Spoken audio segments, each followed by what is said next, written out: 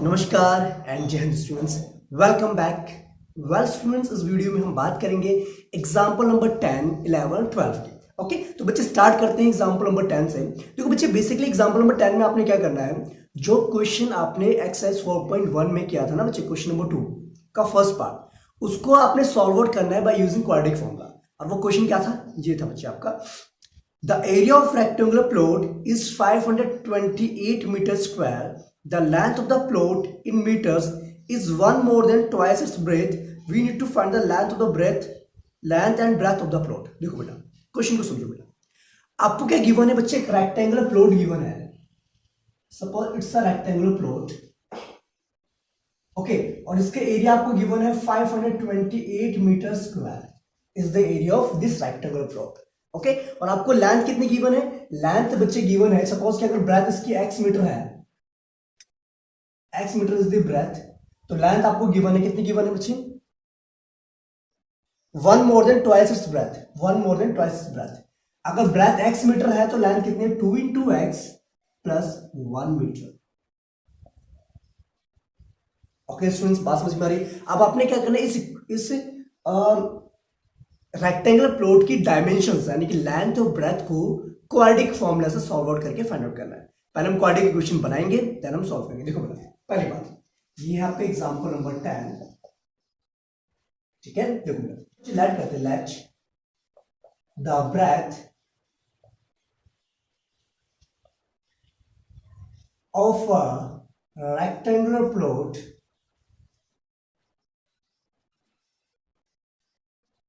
B कितना हो जाएगा, x मीटर। ठीक है बच्चे, अगर हमने रेक्टेंगुलर प्लॉट की ब्रेथ को x मीटर एज्यूम किया तो लेंथ कितनी हो जाएगी, therefore length will be equals to 2 into x plus 1 meter. कोई दिक्कत नहीं है यहां तक बच्चे, ठीक है। अब बात सुनो बेटा, आपको पता है बच्चे एरिया कैसे निकालते हैं, एरिया ऑफ रेक्टेंगुलर प्लॉट आपको ऑलरेडी गिवन है, कितना गिवन है, 528 मीटर स्क्वायर। ठीक है क्लास, बात समझ में आ रही है पक्का। देखो बेटा, आपको ब्रेथ पता है, लेंथ पता है और एरिया आपको गिवन है, ठीक है। तो अकॉर्डिंग टू क्वेश्चन आपको क्या हो जाएगा बच्चे,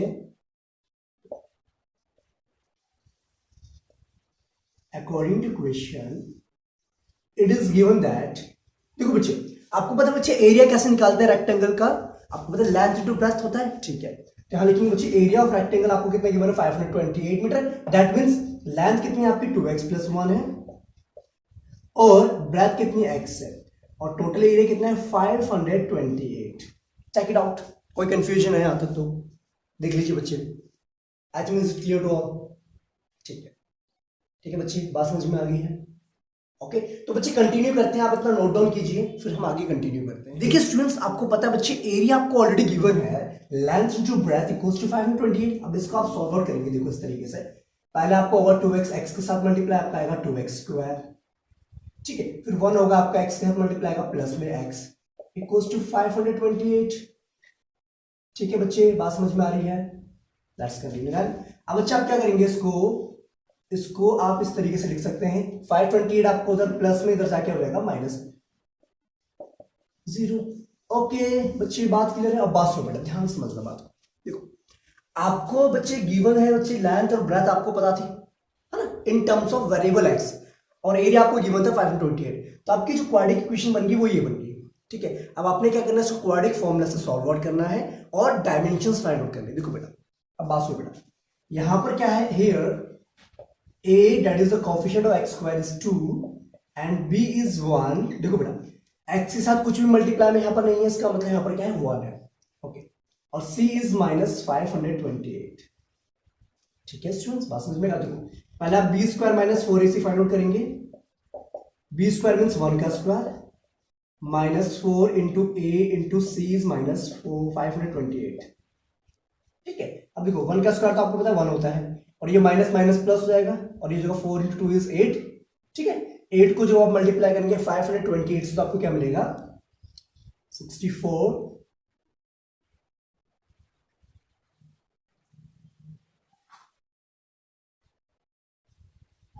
4224।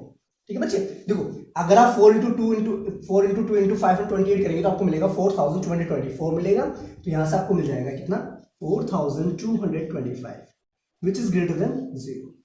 ठीक है बच्चे, बात समझ में आ रही है कि नहीं आ रही है? ठीक है ना, बात समझ में आ रही है कि नहीं आ रही? तो यानी कि हमारा जो b स्क्वायर माइनस 4ac जो निकला जिसको हम डिस्क्रीमेंट कहते हैं वो पॉजिटिव में आ रहा है 4225।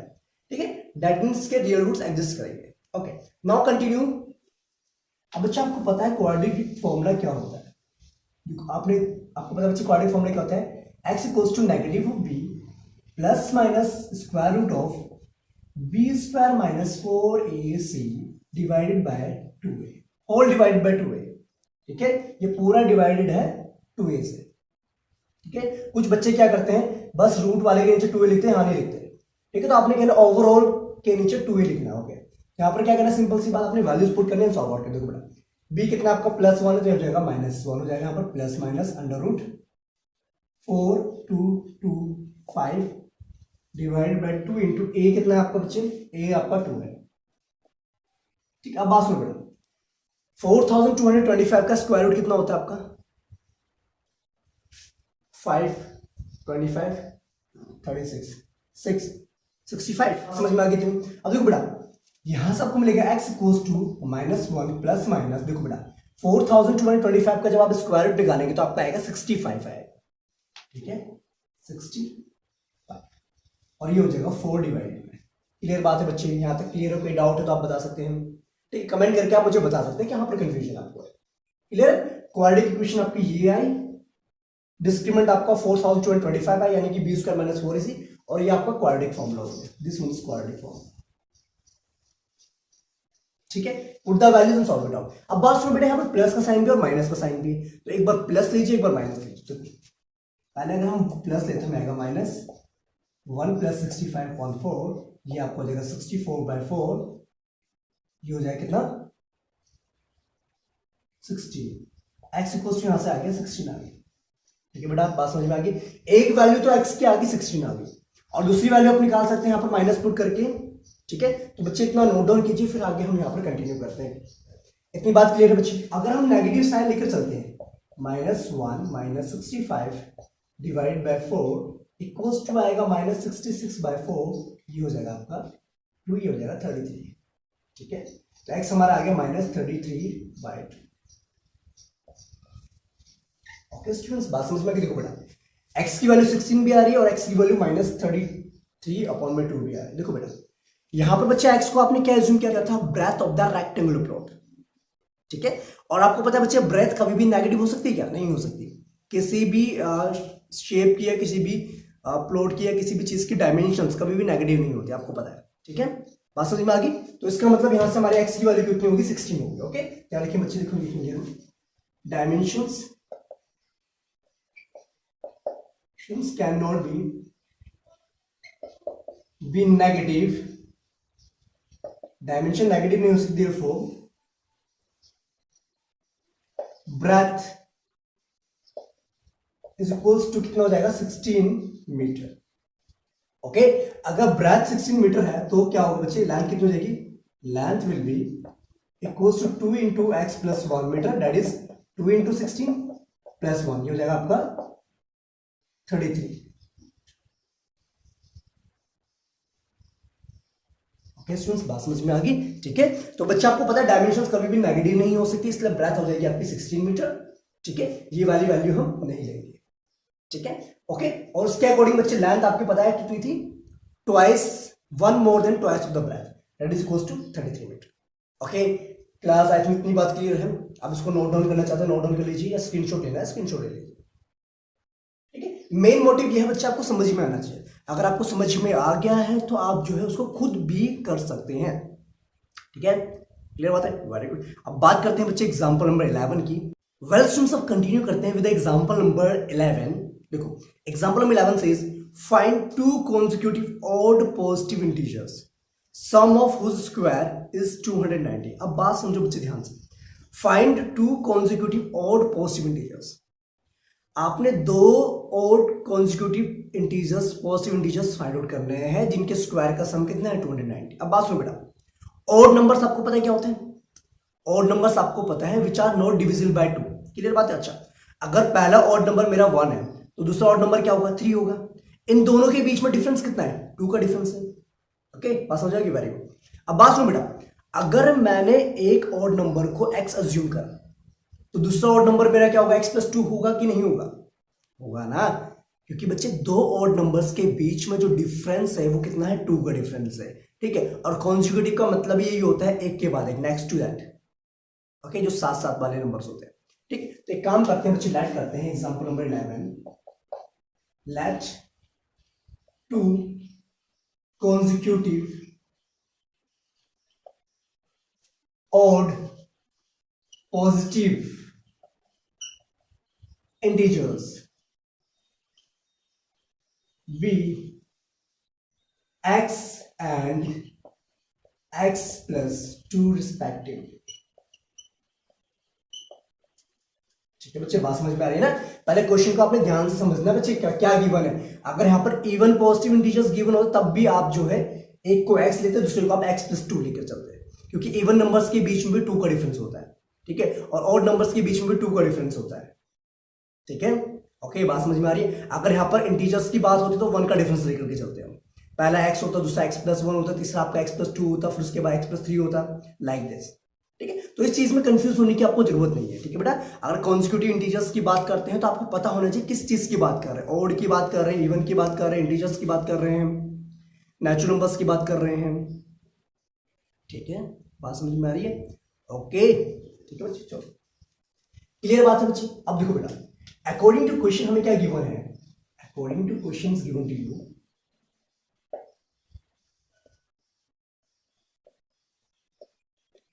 अकॉर्डिंग टू क्वेश्चन हमें गिवन है इनके स्क्वायर का सम दे रखा है। कितना दे रखा है हमें? 290। Okay, the sum of square x के स्क्वायर प्लस x+2 का स्क्वायर का जो सम है दैट इज इक्वल टू 290। कोई दिक्कत नहीं। अच्छा बच्चे, ये हो जाएगा हमारा x स्क्वायर, और यहां पर कौन सी आइडेंटिटी लगेगी? आपकी a+b के होल स्क्वायर वाली आइडेंटिटी लगेगी, जो कि होती है आपकी a² + 2ab+b²।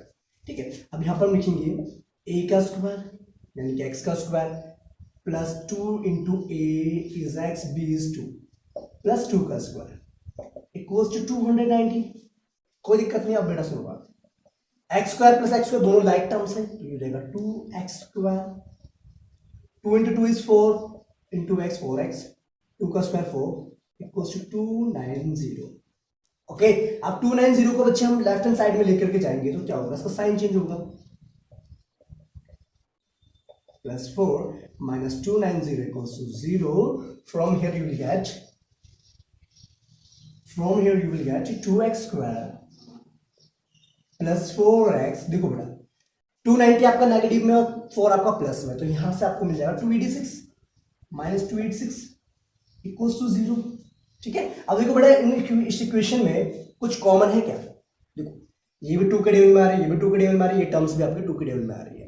ठीक है, तो एक काम करते हैं, 2 को हम यहां से कॉमन निकाल लेते हैं, तो जाएगा x square plus 2x minus 1 4 3 equals to 0। From here you will get x square plus 2x minus 1 4 3 equals to 0। ठीक है स्टूडेंट्स, बात क्लियर है? चेक कर लो एक बार, कोई कंफ्यूजन है यहां तक? नहीं है। अब बात सुनो बेटा, इतनी बात क्लियर होगी? इस कंडीशन के अकॉर्डिंग, इस सिचुएशन के अकॉर्डिंग हमारे पास जो क्वाड्रेटिक इक्वेशन आई वो ये आ गई, x square plus 2x minus 1 4 3 equals to 0। अब आपने क्या करना है बच्चे? यहां से आपने इसको सॉल्व करना है और आपने यहां से दो कॉन्जिक्यूटिव ऑड इंटीजर्स को फाइंड आउट करने को मिलेगा। यहां पर अगर इसको हम कंपेयर करेंगे किसके साथ? स्टैंडर्ड फॉर्म के साथ, तो हमें मिलेगा a इक्वल्स टू कितना, यहां पर 1 है, ठीक है, b कितना है आपका 2 है, और c कितना है आपका माइनस 1 4 3 है। ठीक है, तो पहले हम निकालेंगे यहां से b स्क्वायर माइनस 4ac, और जो क्या आएगा b मीन्स 2 का square minus 4 into a is 1 and c is minus 1 4 3। 2 का स्क्वायर पता आपको कितना होता है? 4 होता है। क्लियर है? पास हो बेटा, माइनस माइनस ये प्लस हो गया, 4 से मल्टीप्लाई कीजिए 143 को, आपको क्या मिलेगा?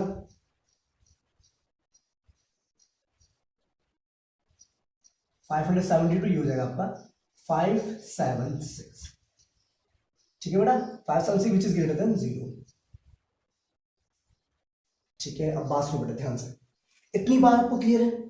यहां से आपको मिल गया बी स्क्वायर माइनस 4 AC आपका आ गया 576 आ गया, ठीक है, यानी कि 576 आ गया, कोई दिक्कत की बात नहीं है, ठीक है।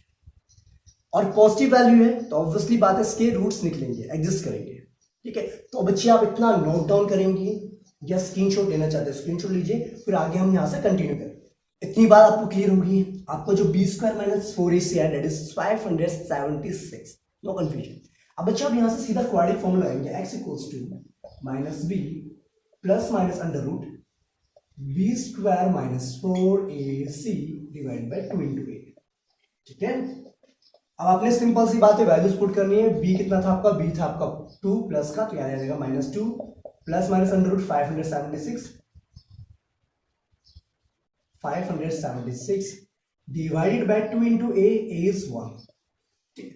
तो from here you will get x equals to -2 plus minus, देखो बेटा 576 जो है स्क्वायर होता है 24 का, यानी कि इसका स्क्वायर रूट क्या हो जाएगा 24, ठीक है, डिवाइड बाय 2, ठीक है बच्चे, बात समझ में? अब बात सुन, एक बार आप प्लस वैल्यू लीजिए यहां पर, एक बार आप माइनस वैल्यू लीजिए और वहां से x की वैल्यू निकाल देंगे। इतनी बात क्लियर देखिए, अगर मैं लेता हूं यहां पर पहले पॉजिटिव वैल्यू, तो आपको मिलेगा यहां से 22/2 दैट इक्वल्स टू 11, ठीक है। तो यहां से x की वैल्यू कितनी आ गई, 11 आ गया। अच्छा आगे सुनो बेटा, ठीक है, इतनी बात क्लियर है बेटा आपको, ठीक है। अच्छा इसको मिटा देते हैं,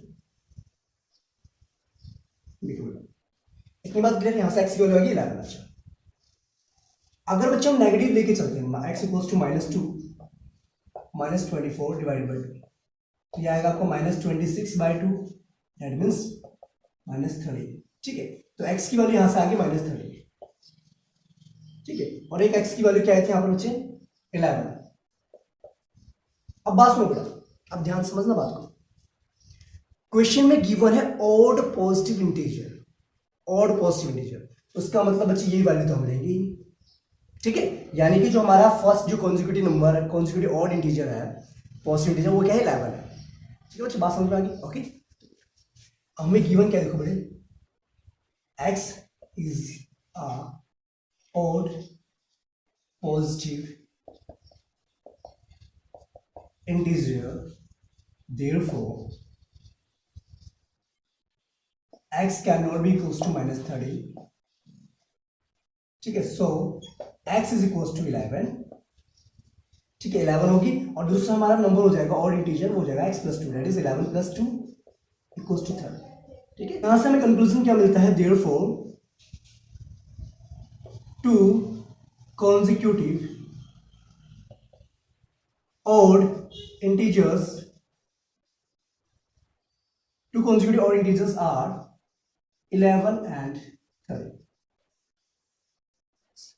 ये क्लास बात समझ में आ रही है, ठीक है। तो आई थिंक आपको क्लियर हो गया होगा, अगर आप नोट डाउन करना चाहते हैं नोट डाउन कर लीजिए, ठीक है, और अगर आपको फिर भी कोई कंफ्यूजन होती है तो आप कमेंट करके मुझे बता सकते हैं बच्चे, ठीक है बच्चे। अब बात करते हैं एग्जाम्पल नंबर 12 की, ठीक है बच्चे, ओके।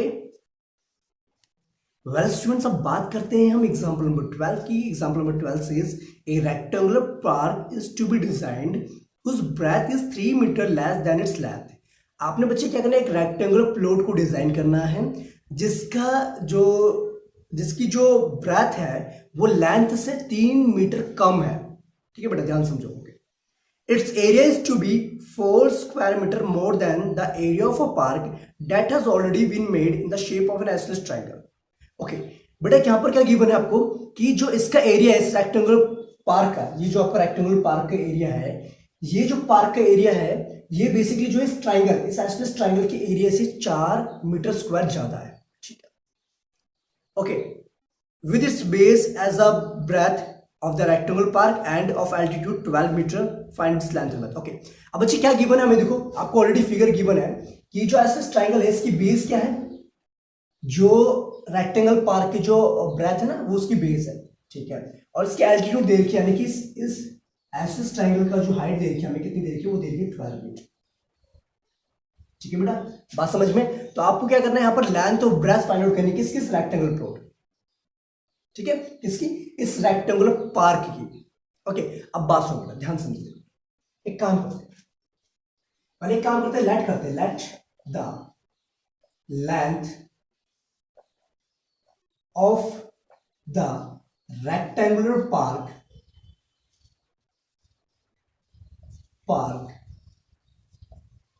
B x meter. ठीक है, इस रेक्टेंगुलर पार्क की लेंथ को अगर मैं एक्स मीटर एज्यूम करता हूं तो आपको पता है बच्चे ब्रेथ क्या है, 3 मीटर कम है इसकी, तो ब्रेथ हो जाएगी इसकी, देखो बेटा, सॉरी देखो बेटा, बात सुनो बेटा, ठीक है बेटा, अगर मैं इस रेक्टेंगुलर प्लॉट की लेंथ को एक्स मीटर एज्यूम करता हूं, ठीक है बेटा, ये लेंथ होगी बिकॉज ये क्या है, ब्रेथ है, आपको ऑलरेडी मेंशन है, क्योंकि जो ट्रायंगल बना है वो ब्रेथ के ऊपर बना हुआ है। ठीक है, तो इसकी जो ब्रेथ होगी वो कितनी हो जाएगी, ऑब्वियसली बात है एक्स माइनस 3 मीटर हो जाएगी ना, कि नहीं हो जाएगी, क्योंकि ब्रेथ क्या है, लेंथ से 3 मीटर कम है, तो therefore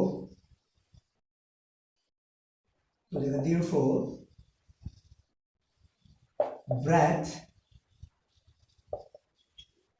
of the rectangular park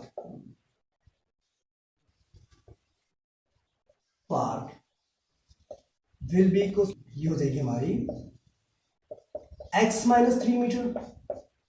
कोई दिक्कत नहीं है, क्लियर बात है। अब बात सुनो बेटा, अब आपको गिवन क्या है, इस रेक्टेंगुलर प्लॉट का जो एरिया है ना वो इस ट्राइंगल के एरिया से 4 स्क्वायर मीटर ज्यादा है, 4 स्क्वायर मीटर ज्यादा है, तो हम क्या लिखेंगे बेटा, देखो यहाँ पर पहली बात सुनो, पहले तो बच्चे हम निकालेंगे एरिया ऑफ रेक्टेंगुलर पार्क। कैसे निकलेगा बच्चे area of rectangular park, length into breadth, और लेंथ कितनी है, एक्स मीटर है, और ब्रेथ कितने, एक्स माइनस 3 मीटर है, तो ये हो जाएगा हमारा एक्स स्क्वायर माइनस 3x। ठीक है, कितने मीटर स्क्वायर, क्लियर बात समझ में आ रही है बेटा।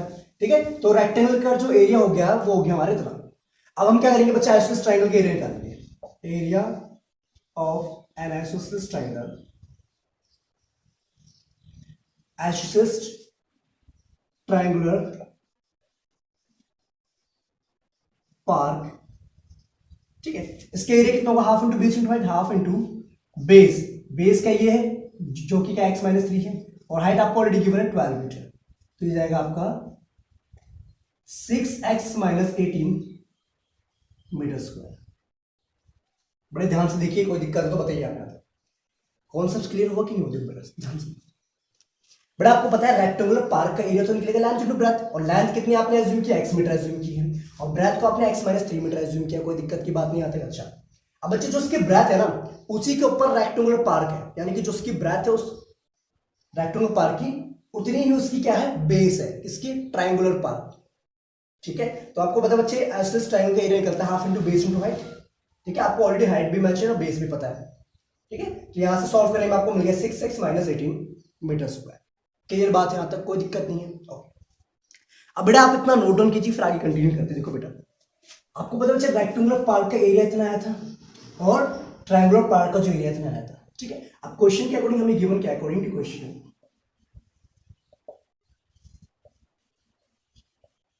हमें ये गिवन है कि जो रेक्टेंगुलर पार्क का एरिया है वो ट्रायंगुलर पार्क से 4 मीटर स्क्वायर ज्यादा है, तो यानी कि हम लिखेंगे x square minus 3x is equal to 6x minus 18 plus 4।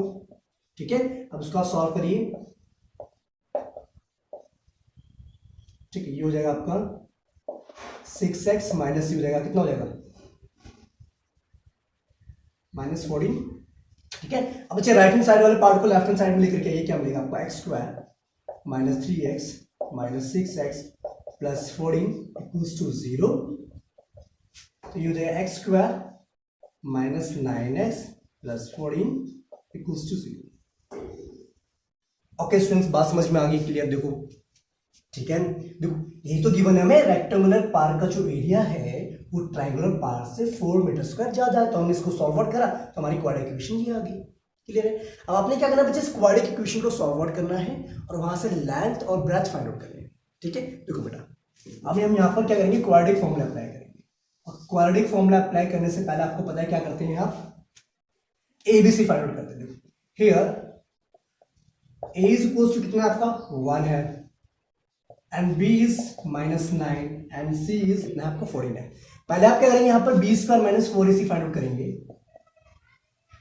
ठीक है, आपको पता है B स्क्वायर मीन्स माइनस 9 का स्क्वायर, -4 इंटू ए कितना आपका 1 है और सी कितना आपका 14 है। ठीक है, आपको पता बच्चा 9 का स्क्वायर क्या होता है 81 होता है और माइनस में तो प्लस हो जाएगा 81 और ये हो जाएगा आपका हो जाएगा आपको हो जाएगा -4 इंटू 14 कितना हो जाएगा 56। ठीक है, अब इसको आप माइनस करिए आपको कितना मिलेगा यहां से देखिए 5। ठीक है 25, चेक इट आउट 25।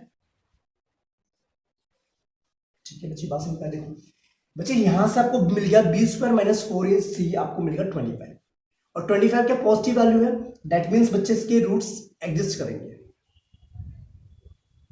ठीक है बच्चे बात समझ में आ गई, क्लियर है यहां तक, क्लियर देखो बेटा।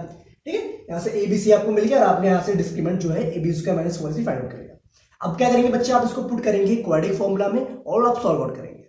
तो बच्चे इतना नोट डाउन कीजिए, फिर आगे हम कंटिन्यू करेंगे। देखिए स्टूडेंट्स अब बात करते हैं, बेटा आपको पता है क्वाड्रेटिक फॉर्मूला क्या होता है, x equals to -b plus minus under root b square -4 into a into c overall divide by 2 है।